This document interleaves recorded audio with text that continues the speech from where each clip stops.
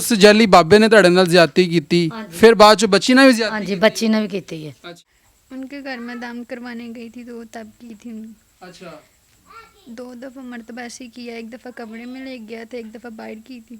अस्सलाम वालेकुम नाज़रीन, मैं हूं आपके साथ आपका मेज़बान नईम भट्टी और आप देख रहे हैं 1 पॉइंट। नाज़रीन, इस वक्त मैं मौजूद हूं शादरा के हदूद जिया मूसा के अंदर, जहां पर एक हवा की बेटी के साथ जुल्म व ज़्यादती की गई, यानी इसके साथ ज़्यादती की गई और जनाबिल जबर किया गया इसके साथ। और इस कहानी कुछ इस तरीके की है कि ये जो साथ आपको इस बच्ची की वालदा नज़र आ रही हैं, इनके शोहर ने इनको छोड़ दिया हुआ है और ये अपने बच्चों की कफ़ालत कर रही हैं। घर के हालात कुछ इस तरीके के थे कि घर का गुजर बसर जो है वो सही तरीके से नहीं हो रहा था और इन्होंने कहा कि हम जो है किसी बाबे के पास जाते हैं जो हमें तवीज़ दम करके देगा और वो तवीज़ से हमारे घर के अंदर खुशहाली आ जाएगी।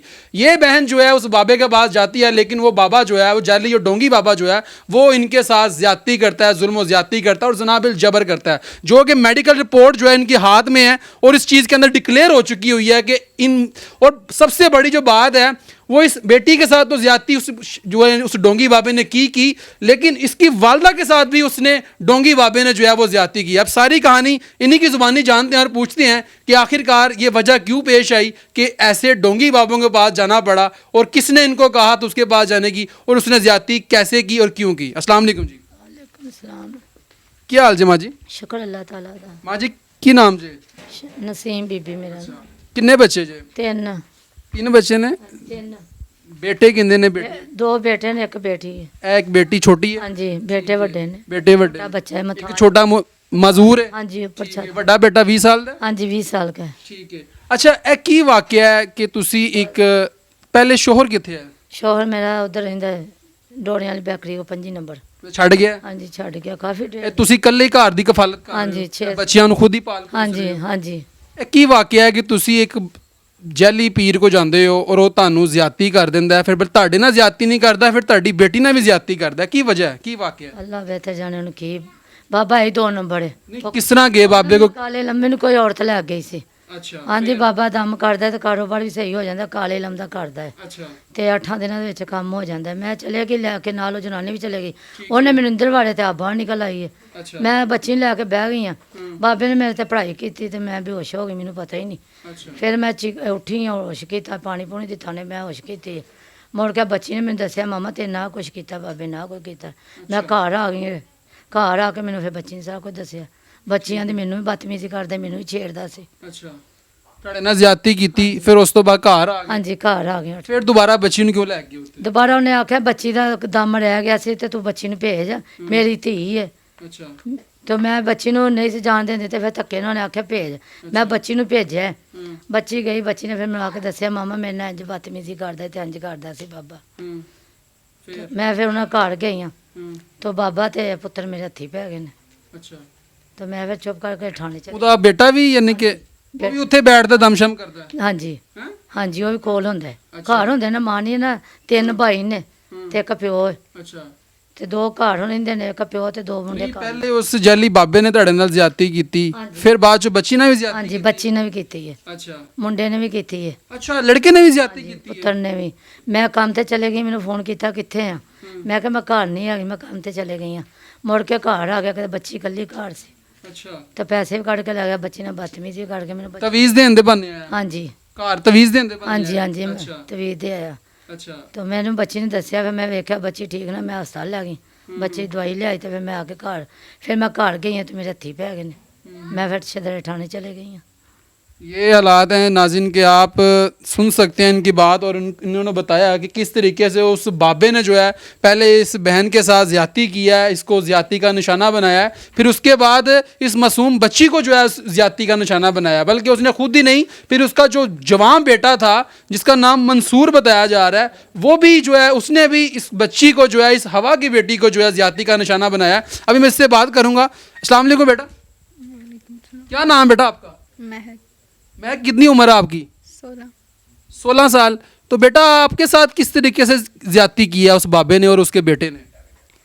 उनके घर में दाम करवाने गई थी तो तब की थी उन्होंने। अच्छा 2 दफ़ा मर्तबा ऐसे ही किया, एक दफ़ा कमरे में ले गया था, एक दफ़ा बाहर की थी। अच्छा तो उनका बेटा आया था एक दिन, मुझसे पहले कह रहा है मुझसे शादी करो। मैंने कहा मैं क्यों करूँ? कहता है 1 लाख लेके आ जाओ, बाकी हम शादी करते हैं। अच्छा तो मैंने नहीं की। तो वो बाद में कहता है चलो नहीं करनी तो मुझे 1 लाख दो, तो मैं शादी कर लूँ, फिर मैं दे दूँगा।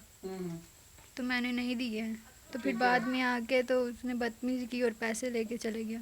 अच्छा तो मामा मेरी घर में नहीं आई थी, तो बाद में आई है, तो मैंने मामा को बताया। नहीं, घर में वो तवीज़ देने के बहाने आया था कि मैं आपकी मम्मा को तवीज़ देना है, इसलिए घर पे आया था, जी तवीज़ देने आया था। जी। अच्छा फिर मम्मा आई, मैंने उनको बताया, तो फिर उनके घर गए। उनके जो उनसा बाबा उसने बदतमीज़ी की है, मम्मा के साथ लड़ाई की है।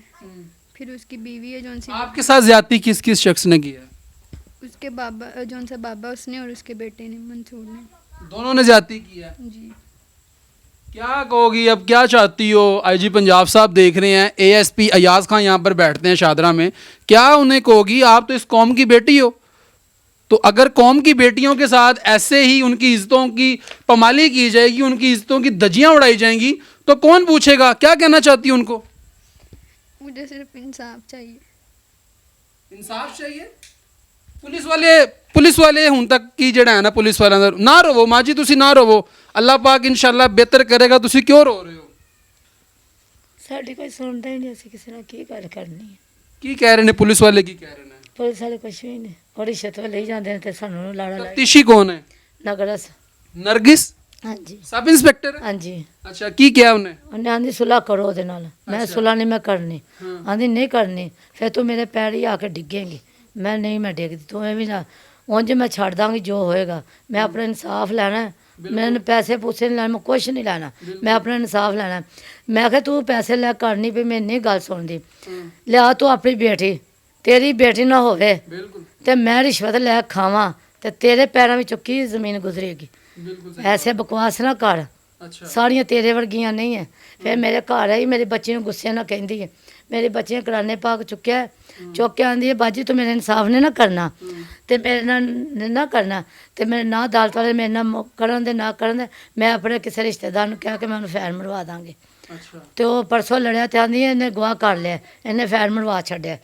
ਸਦਰੇ ਥਾਣੇ ਆਂਦੀ ਸੀ। ਅੱਛਾ, ਉਹ ਜਿਹੜੀ ਤੁਸੀਂ ਦੱਸ ਰਹੇ ਹੋ ਸਬ ਇੰਸਪੈਕਟਰ ਨਰਗਿਸ, ਤੁਹਾਡੇ ਬਕੌਲ ਤੁਸੀਂ ਦੱਸ ਰਹੇ ਹੋ ਕਿ ਉਹ ਮਦਈਆਂ ਜਿਹੜਾ ਮੁਖਾਲਫ ਪਾਰਟੀ ਹੈ ਉਹਨਾਂ ਦੇ ਨਾਲ ਮਿਲ ਚੁੱਕੀ ਹੈ? ਮਿਲ ਚੁੱਕੀ ਉਹਨਾਂ ਨਾਲ, ਉਹਨਾਂ ਨਾਲ ਹੀ, ਸਾਡੇ ਨਾਲ ਨਹੀਂ। ਅੱਛਾ, ਸਾਡੇ ਨਾਲ ਜ਼ੋਰ ਜਿਹੜਾ ਹੈ ਨਾ ਪਾ ਰਹੀ ਕਿ ਸੁਲ੍ਹਾ ਕਰ ਲਓ। ਅੱਜ ਅਸੀਂ ਗਏ ਨਾ ਥਾਣੇ 23 ਤਰੀਕ ਨੂੰ ਮਾਨਸ ਸਿਰ ਉਸ ਮੁੰਡੇ ਦੀ, ਤੇ 13 ਨੂੰ ਤੇ ਇਹਨਾਂ ਨੂੰ ਅਸੀਂ ਗਏ ਆ, ਮੈਡਮ ਨੇ ਸਾਨੂੰ ਦੱਸਿਆ 13 ਤਰੀਕ ਹੈ ਤੁਸੀਂ ਆਓ ਜਾਂ ਨਾ ਆਓ। ਉਹਨਾਂ ਨਾਲ ਅਸੀਂ ਗਏ ਤੇ ਉਹ ਖਲੋਤੇ ਸਾਰੇ। ਉਹਦਾ ਪਿਓ ਗਿਆ ਬਾਹਰੋਂ, ਉਹਦੀ ਬਾਂਹ ਫੜੀ ਮੈਡਮ ਦੀ, ਲਿਆ ਕੇ ਅੰਦਰ ਵੜ ਗਈ ਜੱਜ ਦੇ ਕਮਰੇ 'ਚ। ਉਹਨਾਂ ਨੂੰ ਅੰਦਰ ਲੈ ਗਈ, ਜਾ ਕੇ ਉਹਨੂੰ ਬਿਠਾ ਲਿਆ ਕੁਰਸੀਆਂ ਤੇ। ਅਸੀਂ ਬਾਹਰ ਹੀ ਬੈਠੇ ਹਾਂ, ਮੈਂ ਬੁਲਾਇਆ ਤੇ ਨਹੀਂ ਬੋਲੇ।